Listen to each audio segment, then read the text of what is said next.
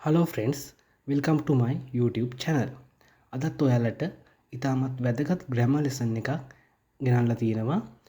අද grammar lesson එක තමයි nouns.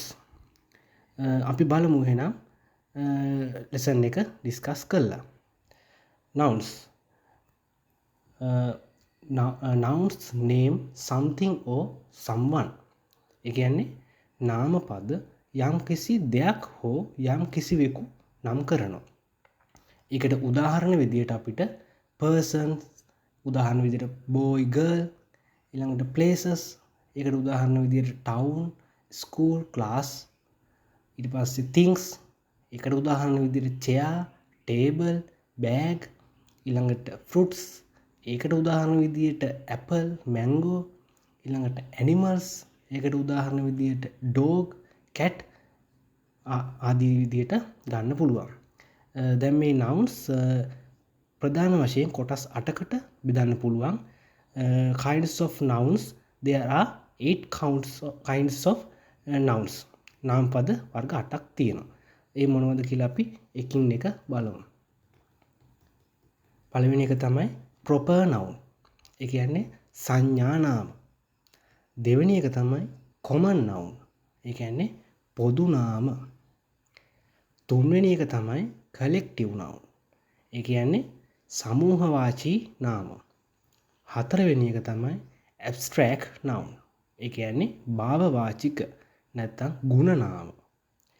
පස්වෙනි එක තමයි material noun. ඒ කියන්නේ ද්‍රව්‍ය නාම. හයවෙනි එක තමයි countable noun. ඒ කියන්නේ ගණන් කළ හැකි නාම. හත්වෙනි එක තමයි uncountable noun. ඒ කියන්නේ ගණන් කළ නොහැකි නාම. අටවෙනි එක තමයි verbal noun. ඒ කියන්නේ ක්‍රියා නාම. දැන් අපි ඒ එකින් එක ඩිස්කස් කරලා බලමු. පළවෙනි එක තමයි proper noun. A proper noun is the name of a particular person or place, etc. Example විදිහට ගත්තොත් school, town, class වගේ ඒවා. ඒ කියන්නේ සංඥා නාමයක් තමයි proper noun කියන්නේ. සංඥා නාමයක් යනු විශේෂිත පුද්ගලයන්ගේ නම් ස්ථානයක නම් වගේ ඒවා හඳුන්වන නාම තමයි proper noun කියලා කියන්නේ. දෙවෙනි එක ගත්තොත් common noun. ඒ කියන්නේ පොදු නාම. A common noun is the name that can be given in common to every person or thing of the same class or kind. ඒ කියන්නේ සෑම පුද්ගලයෙකුටම හෝ ද්‍රව්‍යයකට පොදුවේ භාවිත කළ හැකි නාම තමයි පොදු නාම නැත්නම් common noun කියලා කියන්නේ. ඒකට උදාහරණ විදිහට අපිට man, city, country වගේ ඒවා ගන්න පුළුවන්. තුන්වෙනි එක තමයි collective nouns කියන්නේ. ඒ කියන්නේ සමූහවාචී සමූහයක් හඟවන පද. A collective noun is the name of a number or collection of person or things taken together. ඒ කියන්නේ කිසියම් පුද්ගලයන් හෝ ද්‍රව්‍ය සංඛ්‍යාවක් හෝ එකතුවක් කැටි කොට දක්වන නාම සමූහවාචී නාම පද නම් වෙනවා. A team of players ක්‍රීඩකයින් කණ්ඩායමක්.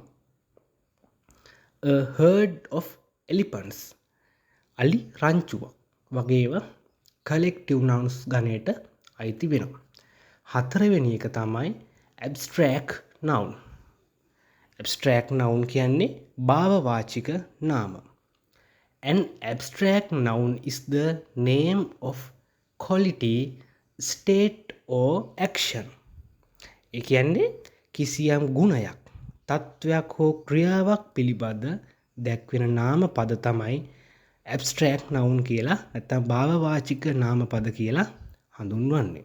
ඒකට උදාහරණ විදිහට ගන්න පුළුවන් අපිට quality, action, brave, honest වගේ ඒවා. ඒ කියන්නේ quality කියන්නේ ගුණය, action කියන්නේ ක්‍රියාව, brave කියන්නේ නිර්භීතකම, honest කියන්නේ අවංකකම. ඊළඟට අපි පස්වෙනි එකට යමු material noun. A material noun is the name of a matter or substance of which things are made. ඒ කියන්නේ කිසියම් ද්‍රව්‍යයක් සෑදීම සඳහා භාවිත කරන ද්‍රව්‍ය මේ ගණයට අයිති වෙනවා. මැටීරියල් නවුන් කියන්නේ ද්‍රව්‍ය නාම.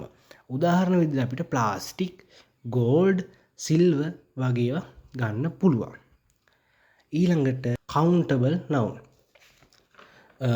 නාමපද වර්ගය තමයි countable noun. countable noun කියන්නේ 1 2 3 ආදී වශයෙන් ගණන් කළ හැකි නාමපද තමයි countable noun කියලා හඳුන්වන්නේ. ඒ කියන්නේ one pen, one chair, two tables ආදී වශයෙන් ගණන් කළ හැකි නාමපද තමයි countable nouns කියලා හඳුන්වන්නේ. ඊළඟට uncountable nouns අපේ 7 වෙනි නාමපද වර්ගය. ඒකින් කියන්නේ uncountable noun ඒ කියන්නේ ගණන් කළ නොහැකි නාමපද වර්ග. ඒ කියන්නේ milk, water, tea වගේ අපිට ගණන් කරන්න බැහැනේ. ඒ වගේම තමයි uncountable නැත්නම් ගණන් කළ නොහැකි නාමපද ගණයට අයිති වෙන්නේ. ඊළඟට අපේ අවසාන නාමපද වර්ගය තමයි verbal nouns. නැත්නම් යම්කිසි ක්‍රියාපදයක් නාමපදයක් වශයෙන් භාවිත කරන විට ඒ ක්‍රියා නාම වේ. එය ing කොටසකින් කෙලවර වන පදයකි. ඒ කියන්නේ writing, working, walking, watching වගේ සෑම පදයක්ම ing කොටසකින් කෙලවර වෙනවා. මේවා අපි verbal nouns කියලා හඳුන්වනවා. දැන් එතකොට අපි නැවත වරක් මතක් කරගෙන ගියොත් නාමපද වර්ග ප්‍රධාන වශයෙන් කොටස් 8කට බෙදෙනවා.